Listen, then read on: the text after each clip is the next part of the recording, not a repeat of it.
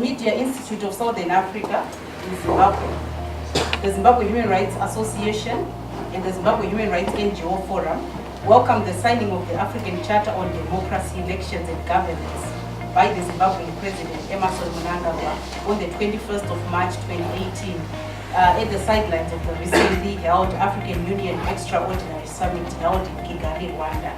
This is a positive step towards the conduct of elections in Zimbabwe, and in particular the imminent 2018 general elections. The Charter is the main normative instrument to set standards for better governance in Africa. It was adopted on the 30th of January 2007 and came into force in February 2017. As of September 2017, the Charter has been signed by 45 member states to the African Union and ratified by 30 out of the 55 member states to the African Union.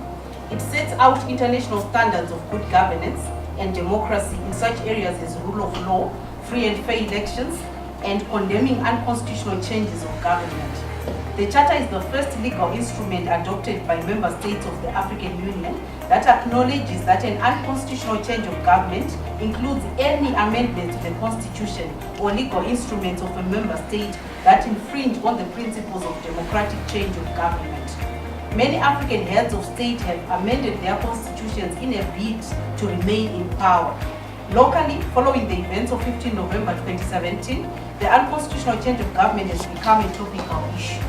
This is why it is important to press home the importance of adopting the Charter into our local law. However, the adoption will not happen if there is no political will to implement the provisions and principles enshrined in this Charter.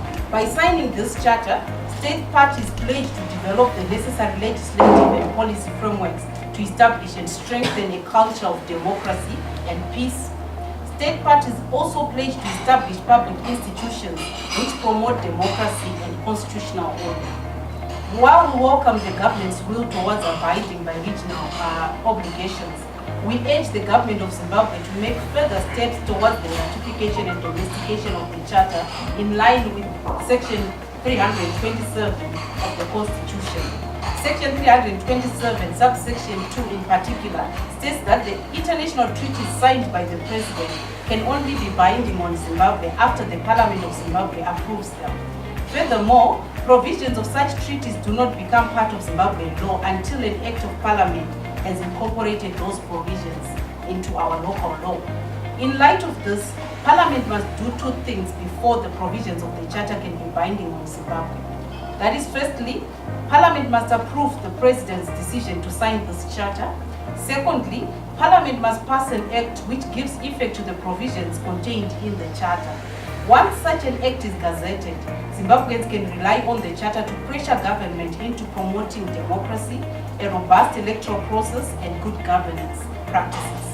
It is therefore not enough that the President has signed this Charter.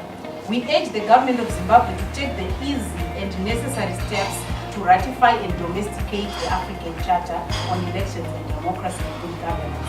For it to be meaningful in the running of elections, Zimbabwe still has a long way to go in terms of creating an environment which promotes the timeless flow of accurate, up-to-date information between government and other state organs and the ordinary citizens and residents of Zimbabwe. We also call upon Parliament to act urgently to incorporate provisions of this Charter into domestic law. This is important because this Charter seeks to promote and protect universal values and principles of democracy and respect for human rights within the African Union state parties. It is important at this juncture to call to mind other instruments that have been signed and shelved off by the government in the past. We thus call upon the government to ratify the protocol that establishes the African Charter, the African Court on Human and People's Rights. You will realize that this African protocol was actually signed and came into effect on the 9th of June 2018, thus making it 2 full years. But sadly, nothing has been done in those 2 decades to pass an act or to ratify this protocol so that Zimbabwean citizens can have access to the African Court on Human and People's Rights. We call upon our colleagues in civil society working in the areas of elections, governance and human rights to work tirelessly in raising awareness on the signing of this important instrument, that is the African Charter on Elections and Democracy in Africa, and its various requisite principles, and to press for its implementation and enforcement. For the generality of the people of Zimbabwe, it therefore goes without saying that implementation of the Charter's principles are a cause worth fighting for until victory is won. Our prayers and efforts should therefore ensure that this present charter does not suffer the same fate as the protocol to the African Court. And therefore, we urge the government to expedite the process of ratification and domestication of the principles that are enshrined in the African Charter on Elections in democracy. Thank you very much.